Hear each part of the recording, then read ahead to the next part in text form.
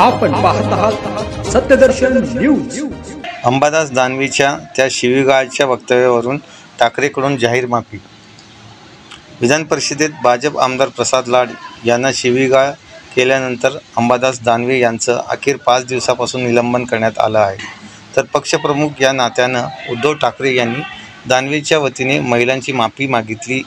कामकाज सुरू होताच संसदीय कामकाज मंत्री चंद्रकांत पाटील यांनी विरोधी पक्षनेते अंबादास दानवे यांच्या 5 दिवसाच्या निलंबनावर प्रस्ताव सादर केला। यावर आवाजी मतदान करून उपसभापती नीलम गोरे यांनी अंबादास दानवे यांचं निलंबन केलं। निलंबनाच्या ठरावावर विरोधकांनी चर्चेची मागणी केली, पण ही मागणी फेटाळण्यात आली। तर उद्धव ठाकरे यांनी एकतर्फी निलंबनाचा ठराव अपराध असल्याचे म्हटले आहे।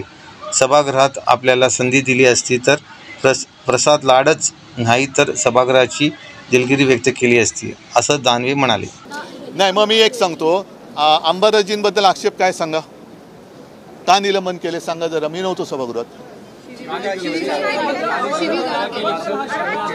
बरोबर आहे। त्याच्याबद्दल मी पक्षप्रमुख म्हणून मी महाराष्ट्रातल्या माता भगिनींची माफी मागायला तयार आहे आणि मी मागतो, कारण आम्हाला त्यांच्याबद्दल आदर आहेच। मग लोकसभा प्रचाराच्या दरम्यान सुधीर मुनगंटीवाराने त्यांच्या म्हणजे मोदीजींच्या सभेत, कदाचित मोदीजी व्यासपीठावर नसतील, पण बहीण भावाच्या नात्याबद्दल जे अभद्र वक्तव्य केलं होतं त्याच्याबद्दल कोण माफी मागणार आहे?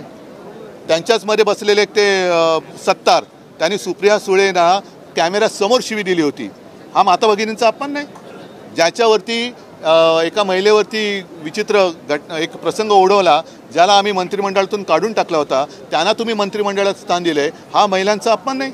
मग जर मी माफी मागतोय, माता भगिनींचा अपमान जर झाला असेल तर मी माफी मागतो, पण तसा त्यांनी अपमान त्यांनी तर केला आहे, सभागृहात केला म्हणून अपमान, आणि जाहीरपणाने बोललं तर अपमान नाही, हे कुठलं गणित आहे?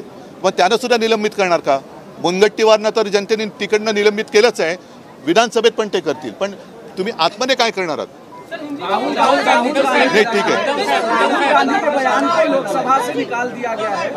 कौन सा? कल के भाषण को लोकसभा से निकाला गया है पूरा? क्या बात कही?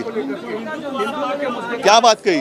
उन्होंने जो कहा था कि हिंदू जो है वो आक्रामक है। नहीं, ऐसी बात कही नहीं थी उन्होंने, और उन्होंने यही कहने की कोशिश की थी या कही थी बात कि हिंदुत्व का मतलब दूसरे धर्म का अपमान करना नहीं है। जो मेरे पिताजी कहते थे, जो मेरे दादाजी कहते थे कि हम हिंदू तो हैं, हमें भाजपा हिंदुत्व ना सिखाए, नहीं तो भाजपा की पूरी कुंडली जो है, जन्म कुंडली, वो उनको पहले पढ़ाई करनी चाहिए। कहाँ से शुरू हुई उनकी बात, जनसंघ की स्थापना कैसे हुई, उसके पहले क्या थी, वो सारी बातें निकलनी होगी। जो महिलाओं का अपमान जो है सभागृह में किया गया, जो बात मैंने कही कि खुलेआम गाली गलौज करने वाले लोग आज भी आपके कैबिनेट में हैं, तो वो कैसे चलते आपको? ये मेरा हिंदुत्व नहीं है। अगर कल मैं सभागृह में नहीं था, कल अगर गलती से या कुछ भी अंबादास जी ने कुछ गलत कहा होगा महिलाओं के बारे में, तो उसके लिए मैं माफी मांगता हूँ।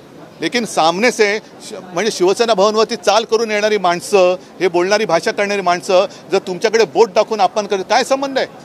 तुम्ही सभापतींकडे मागणी करा। त्या सगळ्या प्रकरणामध्ये अंबादास काय जबाबदार आहे?